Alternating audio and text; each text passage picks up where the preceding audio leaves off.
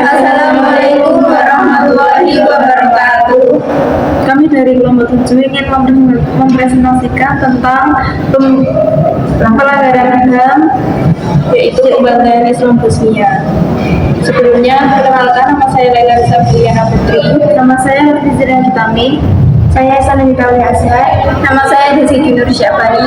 Saya Rizina Anaja. Pembantaian Islam Bosnia. Perang Bosnia berawal dari keruntuhan Yugoslavia pada tahun 1991 dalam buku sejarah Eropa. Dari Eropa kuno hingga Eropa modern 2012, karya Wahid Wijaya. Pasca keruntuhan Yugoslavia, kehidupan politik dan ekonomi dari negara-negara bawahannya kehilangan arah. Pada perkembangannya, negara-negara bawahan Yugoslavia seperti Kroasia, Slovenia, Makedonia, dan Bosnia memproklamirkan diri sebagai negara merdeka. Latar belakang proklamasi negara-negara bagian Yugoslavia mendapat penolakan dari Serbia. Serbia berusaha untuk mempertahankan eksistensi Yugoslavia sebagai negara kesatuan di kawasan Balkan. Keinginan Serbia tersebut pada perkembangan menimbulkan konflik yang berujung pada Perang Bosnia. Terjadinya Perang Bosnia sebagai berikut, yaitu yang pertama, perbedaan etnis, budaya, dan agama antara Bosnia dan Serbia. Yang kedua, dominasi Serbia terhadap kehidupan sosial, ekonomi, dan politik terhadap masyarakat Bosnia. Yang ketiga, letak Bosnia yang strategis dalam konteks kegiatan ekonomi dan politik.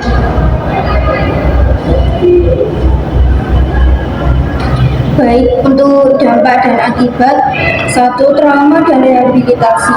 Pembantaian ini meninggalkan trauma mendalam bagi para korban selamat dan keluarga korban. Proses rekonsiliasi dan rehabilitasi memakan waktu bertahun-tahun dan masih berlanjut hingga hari ini. Peradilan internasional. Pengadilan Kriminal Internasional untuk bekas Yugoslavia telah mengadili banyak pemimpin politik dan militer yang bertanggung jawab atas kejahatan ini. Perdamaian dan stabilitas. Perjanjian Dayton yang mengakhiri perang pada tahun 1995 menciptakan struktur politik baru di Bosnia dan Herzegovina, tetapi ketegangan etnis masalah ada hingga sekarang. Selanjutnya, faktor yang mempengaruhi. 1. Yaitu ketegangan etnis dan agama. Ketegangan antara kelompok etnis dan agama di Bosnia diperburuk oleh propaganda nasionalis dan kebijakan diskriminatif. Yang kedua, kegagalan komunitas internasional. Meskipun Srebrenica dinyatakan sebagai zona aman oleh PBB, komunitas internasional gagal melindungi penduduk sipil dari serangan. Baik, yang selanjutnya adalah pelanggaran HAM. 1. Genosida.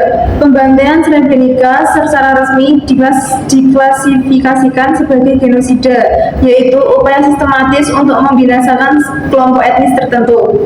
2. Kejahatan terhadap kemanusiaan. Banyak pelanggaran lainnya termasuk pemerkosaan massal, penahanan sewenang-wenang, dan pembersihan etnis merupakan kejahatan terhadap kemanusiaan. 3. Keterlibatan PBB.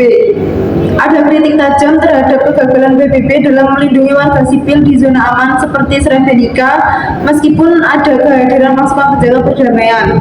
4. Pembunuhan massal. Dan yang kelima, masalah serius mengenai independensi peradilan. Adalah pandangan atas peristiwa pelanggaran HAM. Yang pertama yaitu kegagalan kewajiban internasional.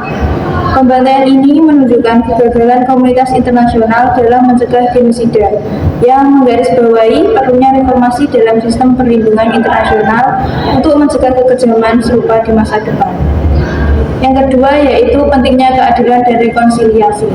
Proses pengadilan terhadap pelaku dan upaya rekonsiliasi di Bosnia sangat penting untuk memastikan keadilan bagi korban dan mencegah kebangkitan kembali kebencian etnis.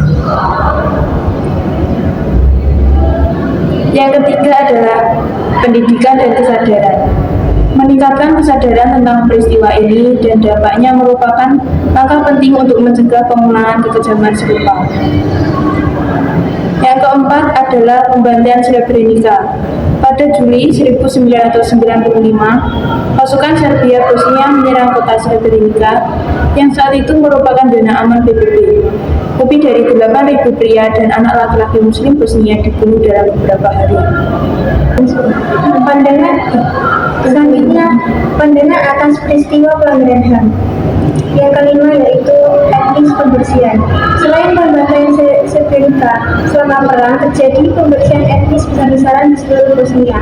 Ribuan orang diusir dari rumah mereka, banyak yang diperkosa, disiksa, dan dibunuh. Baik, untuk kesimpulan, secara keseluruhan pembantaian di Srebrenica adalah salah satu contoh paling tragis dari genosida dan pelanggaran hak asasi manusia di akhir abad ke-20. Dan pengajaran dari peristiwa itu terus relevan untuk upaya pencegahan dan penegakan keadilan di seluruh dunia.